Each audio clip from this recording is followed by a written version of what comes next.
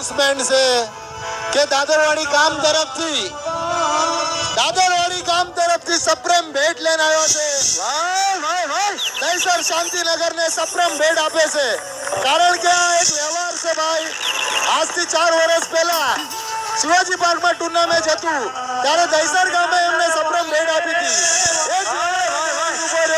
દાદરવાડી ગામ સપ્રેમ ભેટ આપે છે ભાઈ.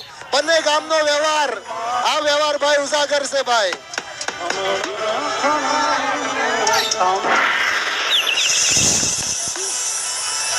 ત્યારે માં ભગવતીને યાદ કરવી, બંને ગામનો એવો પ્યાર, એવી મોહબ્બત અને આ ભાઈ વ્યવહાર કહેવાય.